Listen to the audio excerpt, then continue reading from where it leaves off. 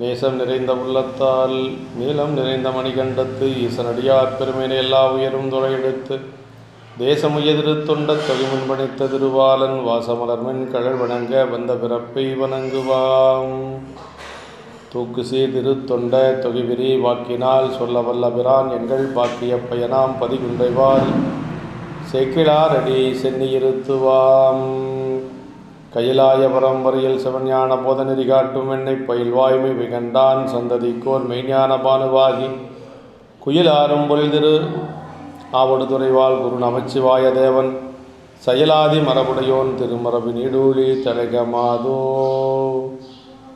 எல்லாம் வல்ல பெருமான் அருந்தரும் பன்னார் மொழி அமிழவர் திரு நனாவுடையாருடைய திருவடிகளை வணங்கி எம்பெருமக்கள் நாயன்மாருடைய பொன்னார் திருவடி தாமர்களை மனமொழி மேகலாலை வணங்கி உரையாசிரியர் சிவக்கணியாவுடைய திருவடிகளை நீள நினைந்து திருவாவடுதுறை ஆதீன பிரமுக சன்னிதானங்களுடைய பொன்னார் திருவடி தாமர்களை மனமொழி மேகலாலை வணங்கி ஞானாசிரிய பெருந்தையாருடைய திருவடிகளை எல்லாம் வணங்கி அமைகின்றேன். அன்பார்ந்த சிவனை செல்வர்களே, இன்று தை மாதம் ரேவதி நட்சத்திரம் கலிக்கம்ப நாயனார் குருபூசை திருநாள். திருத்தொண்ட தொகை ஆசிரியர் கலிக்கம்ப நாயனாரை பற்றி சொல்லுகின்ற பொழுது, கைதடிந்த வரிசிலையான் கழிக்கம்பன் கலியன் கலசக்தி வருஞ்சேர்கோன் அடியார்க்கு முடியன் என்று சொல்லி கலிக்கம்ப நாயனாரை கைதடிந்த வரிசிலையான் என்று சொல்லி அருளுகின்றார்.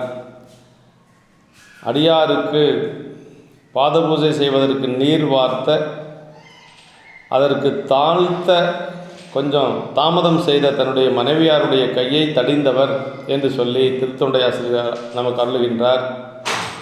திருத்தொண்ட திரு அந்தாதி ஆசிரியர் நமக்கு அருளுகின்ற பொழுது, பொய்யை கடிந்து நம் புண்ணியற்காட்பட்டு தன் அடியான் சைவ திரு உருவாய் வர தான் அவன் தாள் கழுவ வையத்தவன் முன்பு வெள்கே நீர் வாராவிட மனைவி கையை தடிந்தவன் பெண்ணாகடத்து கலிக்கம்பனே. அது பொய்யை கடிந்து நம் புண்ணியற்கு ஆட்பட்டு என்று சொல்லி இறைவனுடைய திருவடிக்கு ஆட்பட்டவர். பொய்யை கடிந்து என்று சொன்னால் நம்முடைய திருநீலகண்ட நாயனருடைய புராணத்தில் சேக்கிழ பெருமான் சொல்வார், பொய்கடிந்து அறத்தின் வாழ்வார் பொய்கடைந்து அறத்தின் வாழ்வார் புனல் சடை முடியாருக்கு அன்பர் என்று சொல்லி சொல்வார். அப்படின்னா பொய்கடிந்து அறத்தின் வாழ்வார் அப்படின்னா உலகத்தில் இருக்கக்கூடிய அந்த உலகியல் இன்பங்களை எல்லாம் கடந்தவர்கள் நம்முடைய நாயன்மார்கள். அவர்கள் இன்னொன்று ஆணவம் கண்மம் மாய் என்று சொல்லக்கூடிய மலங்களில் இருந்து நீங்க பெற்றவர்கள் என்று சொல்லி சொல்லுவாங்க. அப்படி பொய்யை கடிந்து நம் புண்ணியருக்கு ஆட்பட்டு புண்ணியா உன்னடிக்கே போதுகின்றேன் என்று சொல்லி எல்லாத்த விட புண்ணிய பொருளாக இருக்கக்கூடியவர் சிவபெருமான். அப்படி பெருமானுக்கு ஆட்பட்டு அவர் தொண்டு செய்து கொண்டு வருகின்ற பொழுது தன்னிடத்திலே ஏவலாளியாக இருந்த ஒருவர் தன் அடியான் சைவ திருவுருவாய் வர, முதல்ல அவரிடத்திலே பணியாளாக இருந்த ஒருவர் ஏதோ ஒரு காரணத்தினாலே அங்கிருந்து பணியில் இருந்து நின்று விடுகிறார். அப்படிப்பட்ட ஒருவர் சைவ திருவுருவாய் வர அப்படியே திருவேடத்தோடு அடியார்களோடு அங்கு நிற்கின்றார். அப்படி நிற்கின்ற பொழுது நீர் வார்ப்பதற்கு கரகம் ஏந்தி கொண்டு வரக்கூடிய தன்னுடைய மனைவியார் அப்படியே பார்க்கிறார். தன்னிடத்திலே வேலை செய்த ஒரு ஏவலால் என்று சொல்லி கொஞ்சம் காலதாமதப்படுத்துகிறார். அப்படி காலதாமதப்படுத்திய உடனேயே மனைவியினுடைய கையை தடிந்தவன், தன்னுடைய மனைவி என்றும் பாராது அவருடைய கையை தடிந்த ஒரு பெருமையுடையவர் பெண்ணாகடத்து கழிக்கம்பனே என்று சொல்லி, பெண்ணாகடம் என்று சொல்லக்கூடிய பதி நம்முடைய நடுநாட்டில் இருக்கக்கூடிய திருப்பதி, நம்முடைய மெய்கண்டாருடைய தந்தையாராக இருக்கக்கூடிய அச்சுத கலப்பாளர் அவதரித்த ஒரு திருப்பதி என்று சொல்லி நமக்கு சொல்லுவார்கள்.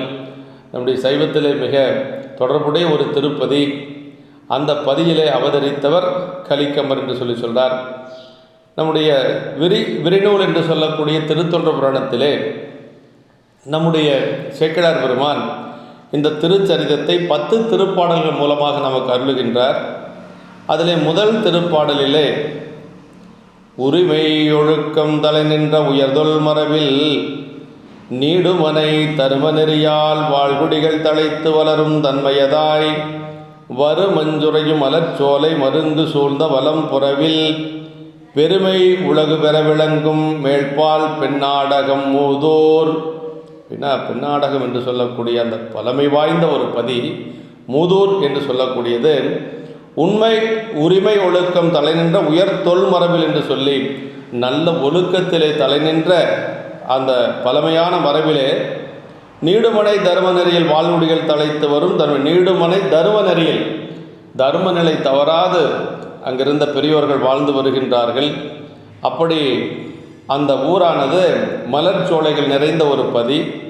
அந்த மலர்ச்சோலைகளே மேகங்கள் தவழ்ந்து கொண்டிருக்கக்கூடிய அளவுக்கு உயர்ந்த சோலைகள் இருக்கக்கூடிய ஒரு பதி என்று சொல்லி அந்த ஊர் எப்படிப்பட்டது என்று சொன்னால் பெருமை உலகு பெற விளங்கும் மேன்பால் என்று சொல்லி உலகு பெருமை பெற விளங்குதல் எப்படி அப்படின்னா அந்த ஊரினுடைய சிறப்பு என்ன என்று சொன்னால் நம்முடைய ஆணுடைய பிள்ளையார் அந்த தலத்திலே பதிகம் பாடி வழிபாடு செய்து கொண்டு அப்படியே திருநெல்வாயில் அறத்துறை செல்லுவதற்காக மாறன்பாடி செல்லுகின்றார். மாறன்பாடி எழுந்தருள்கின்ற பொழுது ஞானசம்பந்த பெருமானுடைய தந்தையார் அவரை தோளிலே சுமந்து கொண்டு வந்தவர் அங்கே கொஞ்சம் இறக்கி விடுகிறார். அப்படி இறக்கி விடுகின்ற பொழுது அவர் நடந்து வந்த வேலை ஒரு வெயில் காலமாக இருந்ததனாலே அவருடைய பாத தாமரைகள் நொந்தன பைய பைய என்று சொல்லி சேக்கர பெருமான் சொல்வார். அப்படி அந்த குழந்தை வெயிலில் நடந்து வந்து தாமரை போன்ற திருவடிகள் கொஞ்சம் நொந்தது என்று சொல்லி அதை பார்த்து பெருமானை அவருக்கு அறத்துறை பெருமான் அவருக்கு முத்து சிவிகை கொடுத்த ஒரு பெருமையுடையது இந்த பதி என்று சொல்லி சொல்வார்கள். அப்படி அதற்கு பிறகு ஞானசம்பந்த பெருமான் பல்லக்கிலே செல்லுவது அங்கிருந்து தான். அந்த பல்லக்கு கிடைப்பதற்கு அவர் அங்கே வருகின்ற பொழுது மாறன்பாடி வந்து வருகிறார். அங்கு பயணத்தை அவர் ஆரம்பித்தது பெண்ணாகடத்திலே பதிகம் பாடி அதற்கு பிறகு வருகின்ற பொழுது தான் இந்த நிலையெல்லாம் நடக்கின்றது. திரு அறத்துறை நாதரால் முத்து சிவிகை பெற்று ஞானசம்பந்த பெருமான் முத்து சிவிகை பெற்று உலகை விளக்கினார் என்று சொல்லி சொல்றார்.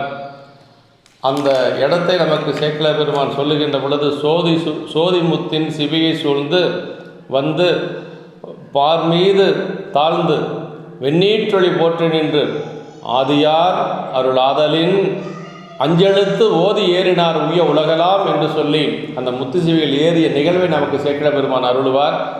அப்படி முத்து சிவிகை கொடுத்ததை சொல்ல வருகின்ற பொழுது உலகலாம் என்று சொல்லி சொல்கிறார். இந்த உலகலாம் என்று சொல்லக்கூடிய அந்த இடம் 15 இடங்களில் வந்தாலும் முதல் இடை கடை என்று சொல்லக்கூடிய வகையிலே முதலிலே புராணம் ஆரம்பித்தது, கடைசியிலே புராணம் நிறைவாகிறது என்றும் இன்பம் பெருகும் இயல்பினார் என்று சொல்லக்கூடிய திருப்பாடல். இடையிலே வைத்து போற்றக்கூடிய இடம் இந்த பிள்ளையாருடைய முத்து சிவிகை வாங்கியது என்று சொல்லி சொல்வார்கள். அவ்வளவு பெருமையுடையது இந்த பெண்ணாகடப்பதி. அந்த பெண்ணாகடத்திலிருந்து தான் அவர் நெல்வாயில் அறத்துறை செல்லுகிறார். அது மட்டுமல்லாது நாபுக்கரசு பெருமான் சமணத்திலே இருந்த காலை சமணத்திலே இருந்த பொழுது சிவ நிந்தனை செய்திருக்கிறோம், அதனால் சமணர்கள் கொடுத்த உணவை உண்டு நாம் வாழ்ந்திருக்கிறோம் என்று சொல்லி அந்த உடம்பனுடைய தொடக்கு நீங்குவதற்காக பெருமானிடத்திலே அங்கு பெண்ணாகடத்திலே தான் அவர் விண்ணப்பம் செய்கின்றார். பொன்னார் திருவடிக்கு ஒன்று உண்டு விண்ணப்பம் என்னாவி காப்பதற்கு இச்சையுண்டேன் இருங்கூற்று அகல மின்னாரும் மூவிலை சூலம் என்மேல் பொறி என்று சொல்லி அந்த பெருமானிடத்தில் இடமும் சூலமும் வேண்டி பெறுகிறார். திருநீரும் கேட்கிறார். பெருமான் இதை மூன்றையும் அங்கு பூதகணங்கள் மூலமாக சிவகணங்கள் அவருக்கு அந்த லட்சணையை பறித்ததாக நமக்கு பெரிய புராணத்திலே சொல்லப்படுகிறது. இப்படி நாவுக்கரசு பெருமானுடைய தோளிலே இடமும் சூலமும் பொறித்த ஒரு பெருமையுடைய பதி இந்த பெண்ணாகடம் என்று சொல்லுவது. அது மட்டுமல்லாது நம்முடைய சைவ சித்தாந்தத்தினுடைய முதல் குறவராக இருக்கக்கூடிய புறச்சந்தானத்திலே முதல்வராக இருக்கக்கூடிய மெய்கண்ட தேவர் அவதரித்த அந்த மெய்கண்ட தேவநாயனாருடைய அப்பா அச்சுத கலப்பாளர் தோன்றி அவர்தான் இந்த உலகத்துக்கு சிவஞான உபதேசம் செய்து வாழ்விக்க வரக்கூடிய மெய்கண்ட தேவநாயனாரை பெற்றுள்ளார் என்று சொல்லி அந்த பதியினுடைய சிறப்பு சொல்லப்படுகிறது. இதெல்லாம் தான் பெருமை உலகு பெற விளங்கும் அந்த பெண்ணாகட மூதூர் என்று சொல்லி அந்த ஊரினுடைய பெருமையை நமக்கு முதல் பாடலிலே சேக்கல பெருமான் நமக்கு அருளுகின்றார். அதே மாதிரி அடுத்த திருப்பாடலில் சொல்லுகின்ற பொழுது நாயனார் அவர் வணிகர் குலத்தை சார்ந்தவர் என்று சொல்லி சொல்கிறார்.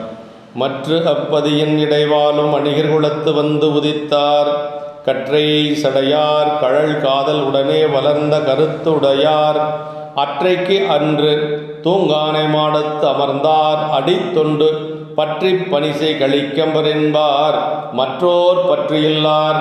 அதாவது அந்த பதியிலே வணிகர் குலத்திலே வந்து உதித்தவர் நாயனார் என்று சொல்லுவார் கழிக்கம்ப நாயனார். கற்றை சடையார் கடல் காதலுடனே வளர்ந்த கருத்துடையார், பெருமானுடைய அந்த இறைவன் அந்த பெருமானுடைய திருவடியிலே மிகுந்த காதலோடு வளர்ந்த பெருமான் என்று கருத்துடையவர் என்று சொல்லி, அப்படி அற்றைக்கு அன்று தூங்கானை மாடத்து அமர்ந்தார் அடித்தொண்டு பற்றி பணிசை. இந்த தூங்கானை மாடத்து பெருமானுக்கு அவர் அடித்தொண்டு தவறாது செய்து வரக்கூடிய பணியை செய்து கொண்டு வருகிறார் கலிக்கம்பர் என்பவர் என்று சொல்லி, அதாவது என்ன சொல்றார், தொண்டினையே உரிய பற்றாக பற்றி கொன்று வாழ்ந்தவர் என்று சொல்றார். ஆமாம், தூங்கானை மாடத்து அமர்ந்தார் அடித்தொண்டு பற்றி பணிசை கழிக்கம்பர் அப்படிங்கிறார். அந்த தொண்டினையே உரிய பற்றாக, வேறு எதுலையும் கவனம் செலுத்துறதில்லை, இறைவனுக்கு தொண்டு செய்வது என்ற அந்த பற்றினையே பற்றாக பற்றி கொண்டு அதே மாதிரி அடியார்களுக்கு அமுது செய்விப்பது, இந்த ரெண்டு தொண்டையே அவர் வந்து பற்றாக வைத்து வழிபாடு செய்கின்றார். பற்றுக பற்றற்றான் பற்றினை பற்றுக பற்று விடற்கு என்று சொல்லி நம்முடைய வள்ளுவ பெருமான் சொல்லுவது போல நமக்கு அந்த இறைவனுடைய திருவடி பற்றிலே தொண்டினுடைய உரைப்பிலே நின்றவர் நாயனார்.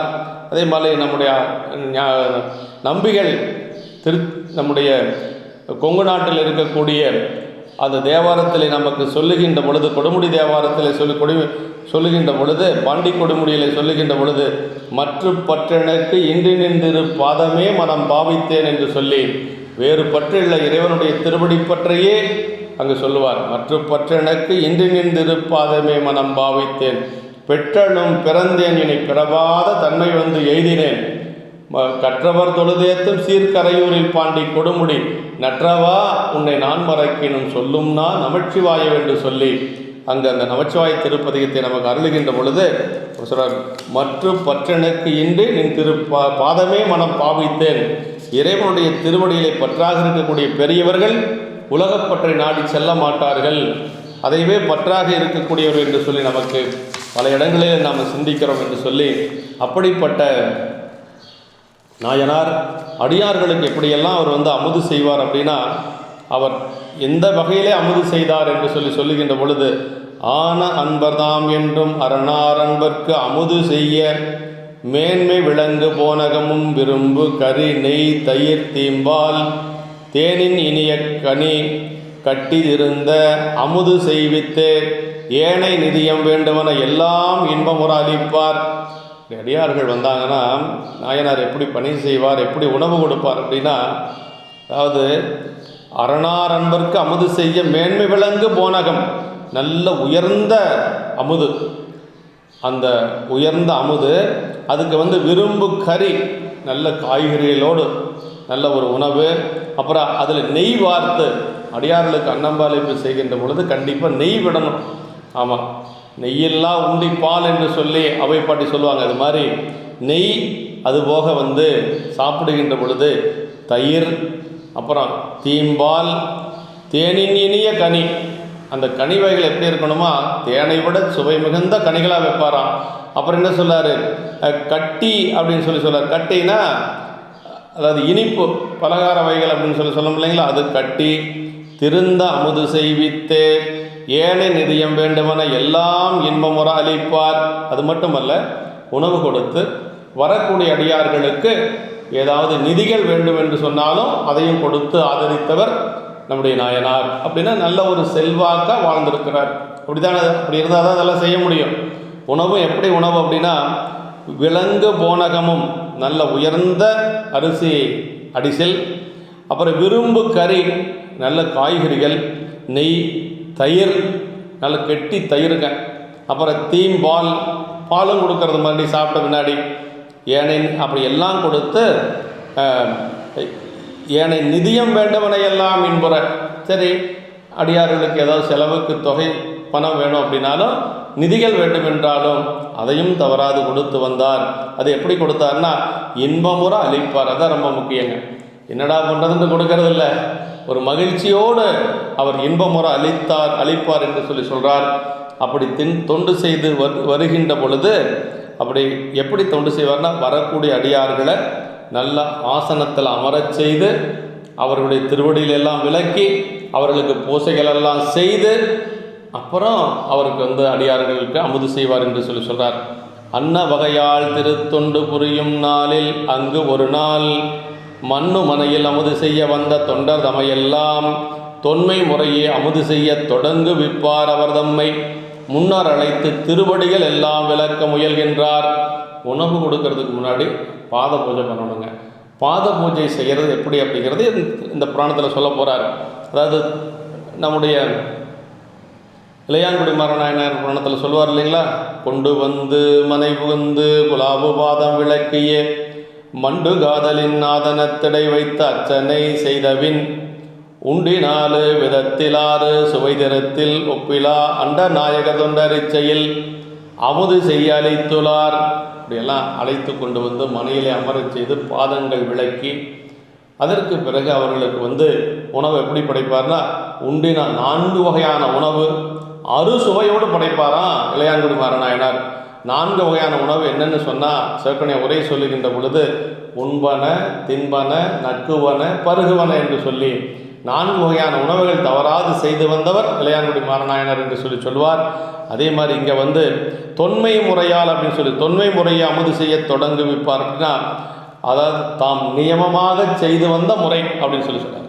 நம்ம பாத பூஜை செய்யக்கூடிய முறை எப்படி அப்படின்னா, அப்படி எப்படி அடுத்த பாட்டில் சொல்லாருங்க. அப்படி திருந்து மனையார் மனையெல்லாம் திகழ விளக்கி போனகமும் பொருந்து சுவையில் கரியமுதும் புனித தண்ணீருடன் மற்றும் அருந்தும் இயல்பில் உள்ளனவும் அமைத்து கரகநீர் அளிக்க விரும்பு கணவர் பெருந்தவர்தால் எல்லாம் விளக்கும் பொழுதின்கண்.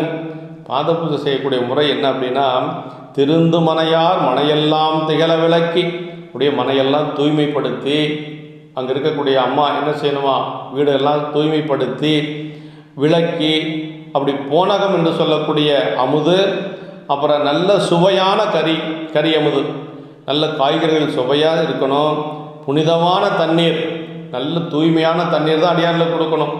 அப்புறம் உடன் மற்றும் அருந்தும் இயல்பில் உள்ளனவும் அமைத்து கரக நீர் அளிக்க விரும்பு கணவர் பெருந்தவர்தால் எல்லாம் விளக்கும். அதாவது பெருந்தவரங்கள் அடியார் அப்படின்னா பெரும் தவறுகள்ங்க. தவம் செஞ்சவங்க தான் அடியாராக வர முடியும். சாதாரணமாக இருக்கிறவங்க அடியார்களாக வர முடியாது. ஆமாம், தவத்தால் உன்னை கண்டேன் அப்படின்னு சொல்லுவார்கள். ஆமாம், அப்படி தவத்தால் உண்மை கண்டேன் அப்படின்னு சொல்லுவார். அது மாதிரி பாத பூஜை எப்படி செய்யணுமா, மனைவி நீர் வார்க்க வேண்டும், கணவன் பாதத்தை தொட்டு கழுவ வேண்டும். இதுதான் பாத பூஜை செய்யக்கூடிய முறை. அது களரிட் திருவார் புராணத்தில் அப்படி சொல்லப்பட்டிருக்கிறது. செம்பொற்கரக நீர் தேவிமார்கள் எடுத்து ஏத்த நம்பிகள் அங்கு சென்று அந்த அரண்மனையில் இருந்த பொழுது எப்படி பாத பூஜை பண்ணாங்கன்னு சொல்கிறார். செம்பொற்கரக நீர் தேவிமார்கள் எடுத்து ஏத்த அம்பொற்பாதம் தாம் விளக்கி அருள புகழும். பாருங்க, அங்கே இருந்த அரண்மனையில் இருந்த அவருடைய மனைவிகள் தேவிமார்கள் அப்படிங்கிறாரு. மனைவி நீர் வார்க்கிறாங்க, சேரமான் பெருமானாயனர் பாதம் விளக்குகிறார். இப்படி தான் அங்கே பூஜை செய்திருக்கிறார்கள். கலையற்றவர் பணத்தில் இருக்குது. இப்படி இவரும் விரும்பு கணவர் பெருந்தவர்தால் எல்லாம் விளக்கும் பொழுதின்கள். நல்ல தவமுடையவர்கள் அந்த அடியார்கள், அவங்களையெல்லாம் அந்த திருவடியை விளக்குகின்ற பொழுது என்ன செஞ்சாங்களாம், கையால் அவர்தம் அடிபிடிக்க காதல் மனையார் முன்பு ஏவல் செய்யாத அகன்ற தமர் போலும் என்று தேரும் பொழுது மலர் மொய்யார் வாசக் கரகநீர் வார்க்க முட்ட முதல் தொண்டர் மையார் கூந்தல் மனையாரை பார்த்து மனத்து உள்கருதுவார். ஏன்னா கையால் அவர்தம் அடிபிடிக்க காதல் மனையார் அப்படி அவர் நீர் வார்த்து கொண்டு வருகின்ற பொழுது ஒவ்வொரு திருவடியாக விளக்கிட்டு வர்றார். எல்லாத்துக்கும் பாத பூஜை, அவங்க அம்மா நீர் ஊற்றுறாங்க, இவர் காலை கழுவுறார்.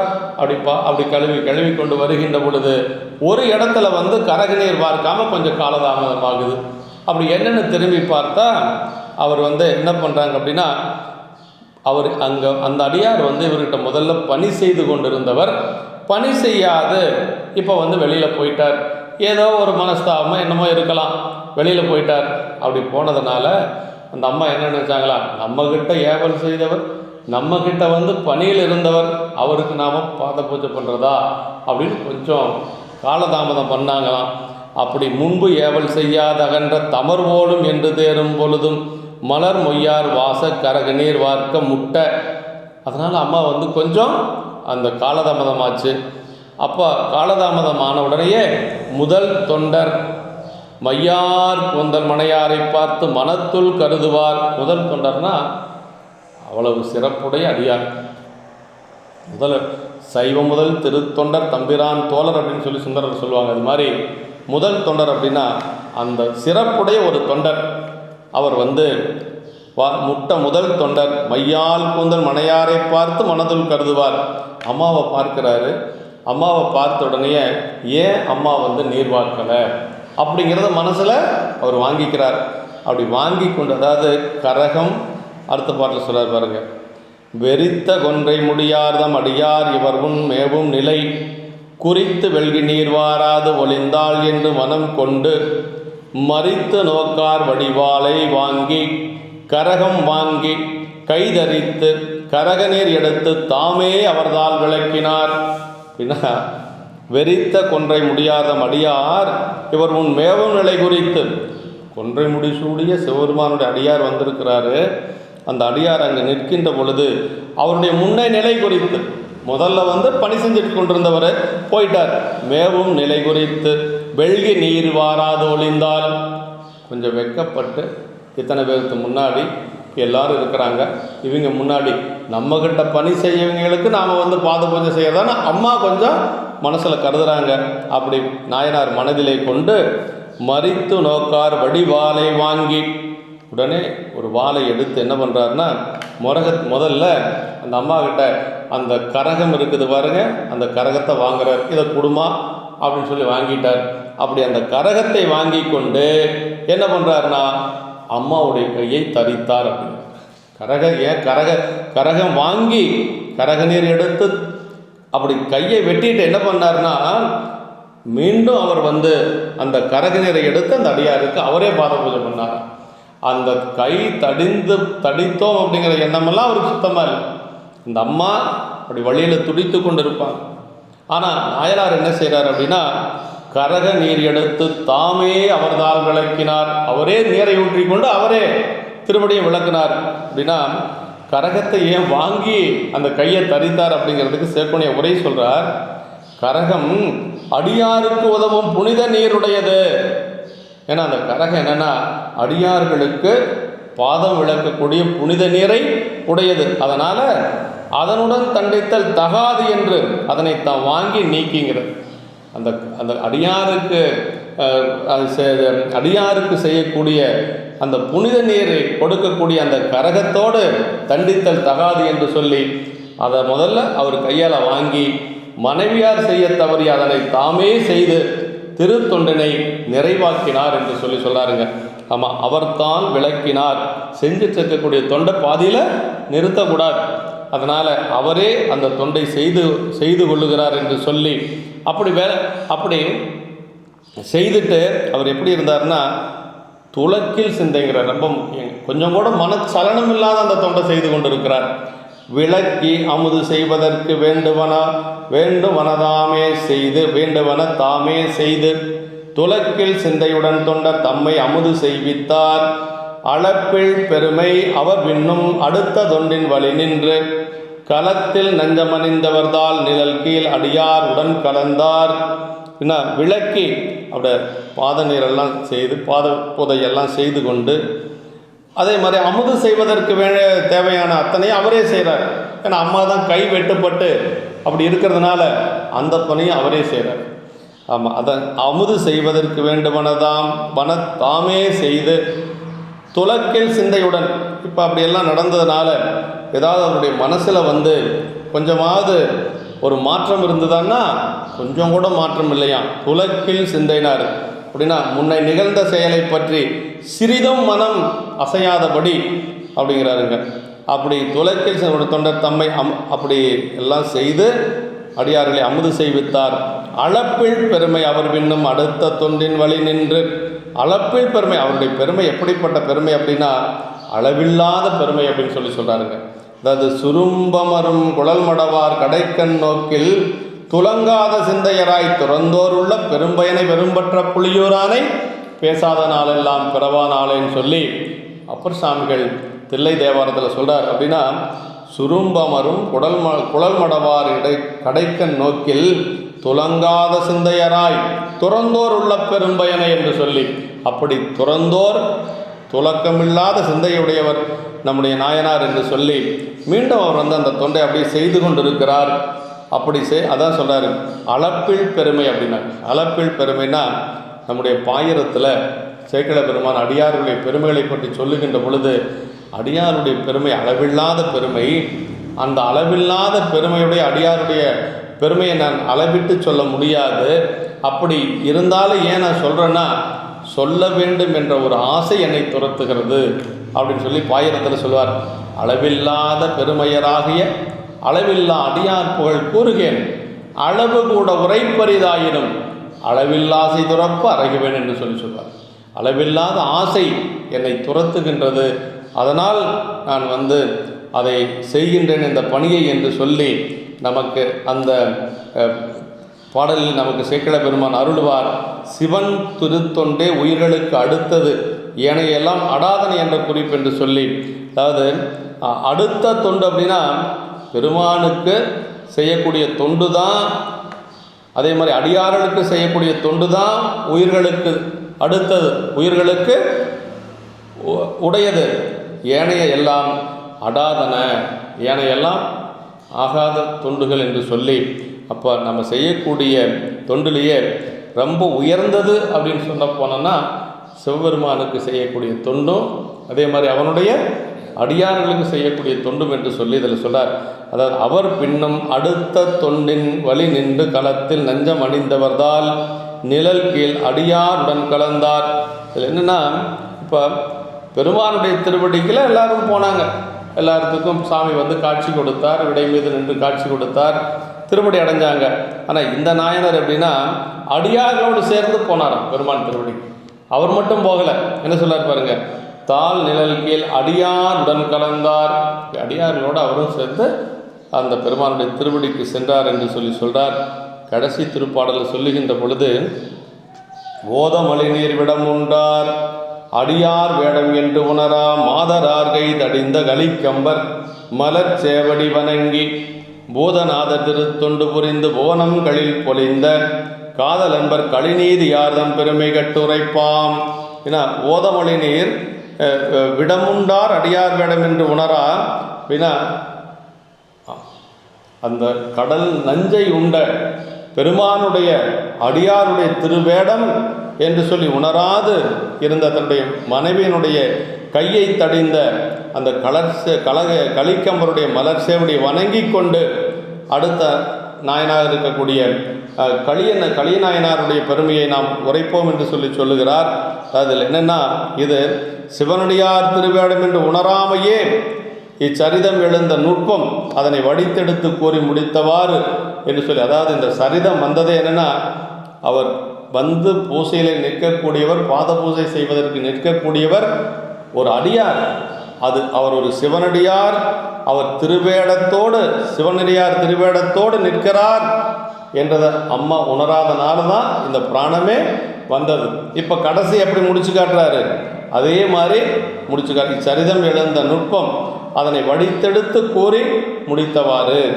ஆமாம், அதாவது ஒரு சிவனடியாருடைய திருவேடம் என்று உணராது அம்மா செய்ததுனால தான் இந்த சரிதமே வந்தது.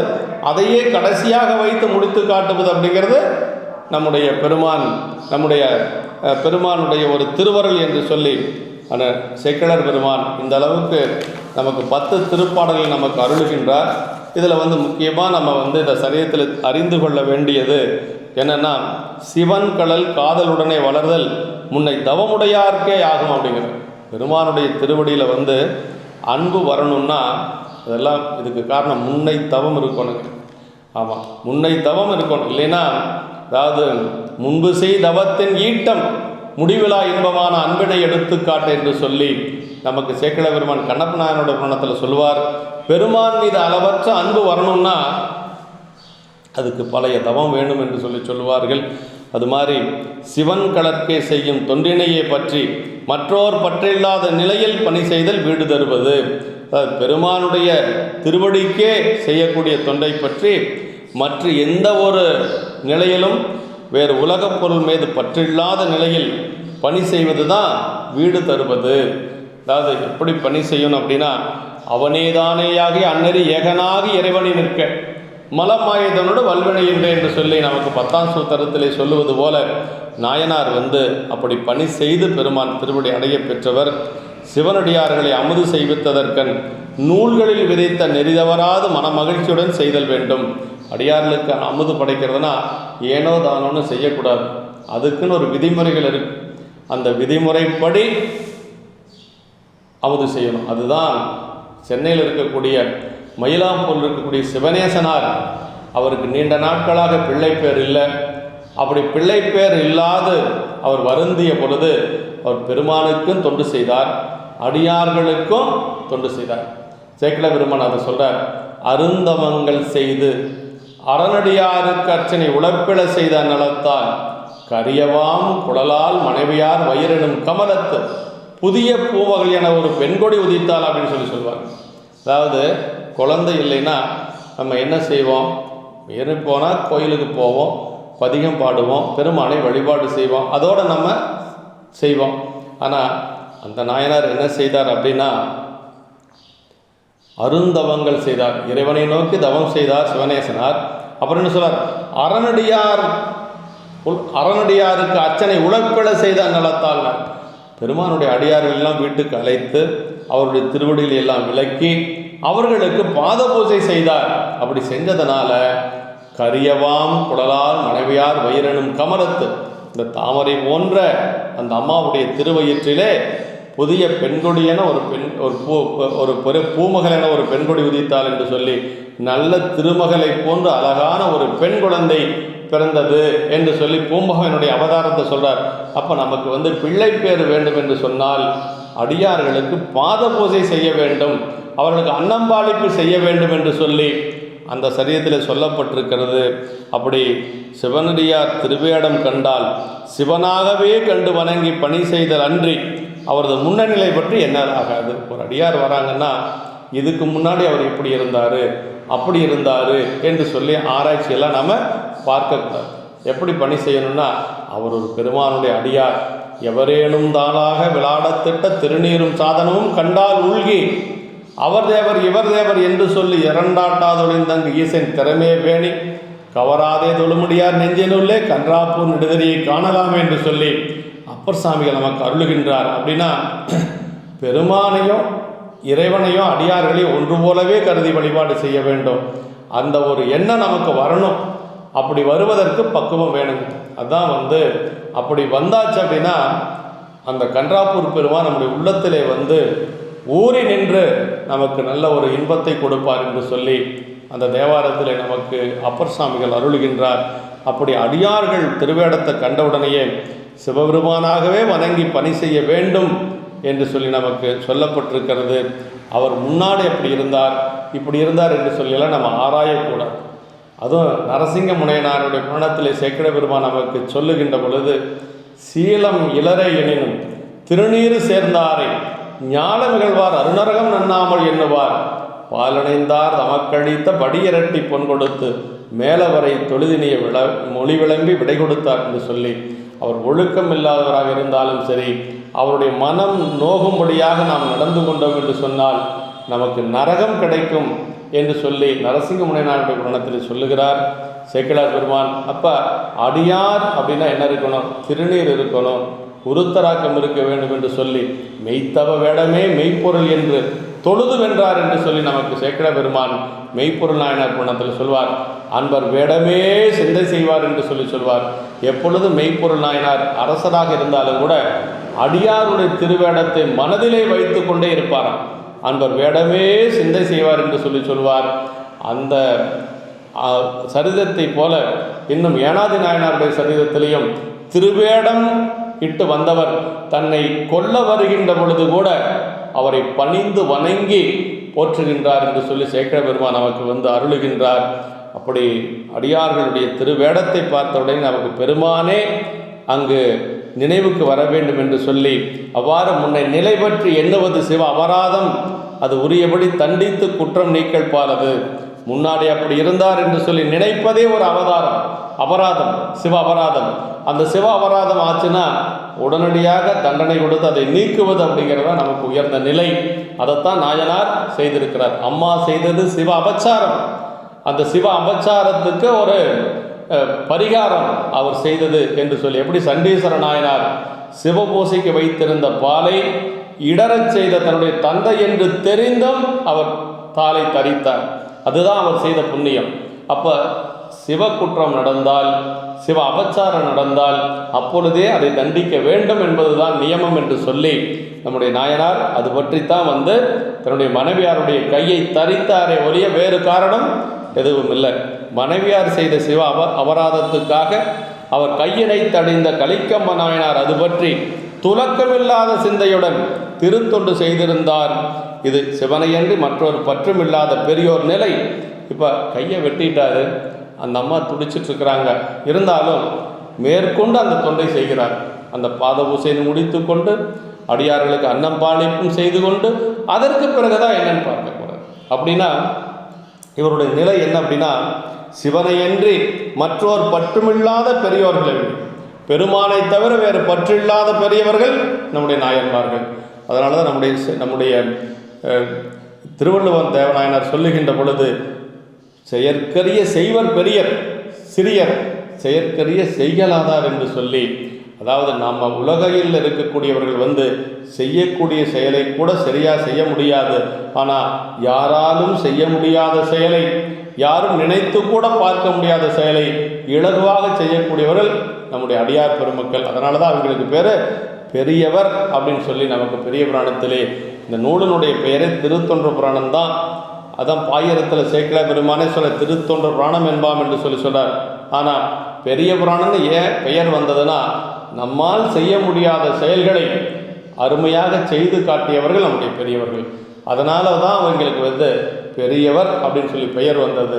முதல் சரிதத்திலே திருநீலகண்ட நாயனார் புராணத்திலேயே சேக்கிழ பெருமான் நமக்கு சொல்லிடுறார், ஆதியார் நீலகண்டத்து அளவுதான் கொண்ட ஆர்வம் வேதியான கேட்டு பெரியவர் பெயர்ந்து நீங்கினார், ஏதிலார் போல நோக்கி எம்மையும் என்றதனாலே மற்ற மாதரார் தம்மையந்தன் மனத்தினும் தீண்டேன் என்றார்கள் என்று சொல்லி, அந்த பெரியவர் என்று சொல்லுவது செயற்கரிய செய்கை செய்தவர்கள் என்று சொல்லி நாம் அறிந்து கொள்ள வேண்டும். அப்படி கலிக்கம்ப நாயனார் கொஞ்சம் கூட துலக்கமின்றி, அந்த துலக்கமில்லாத சிந்தையுடன் திருத்தொண்டு செய்திருந்தார் அப்படின்னா, இது சிவனடி பற்றின் மீது இருக்கக்கூடிய ஒரு உரைப்பு, மற்ற ஒன்றும் இல்லை என்று சொல்லி இந்த நேரத்தில் நம்முடைய கலிக்கம்ப நாயனாருடைய திருவடி தாமர்களை வணங்கி, நம்முடைய குன்றத்தூர் கோமானார் தெய்வ சேக்கிழார் பெருமானுடைய திருவடியில் வணங்கி, குருமுகா சன்னிதானங்களுடைய பொன்னார் திருவடி தாமர்களை மனம் மொழி மெய்களாலை வணங்கி அமைகின்றோம். என்றும் இன்பம் பெருகும் இயல்பினால் ஒன்று காதலித்துள்ளமும் ஓங்கிட மன்றுளார் அடியார் அவர் வான் புகழ் நின்றதெங்கும் நிலவி உலகலாம். திருச்சிற்றம்பலம்.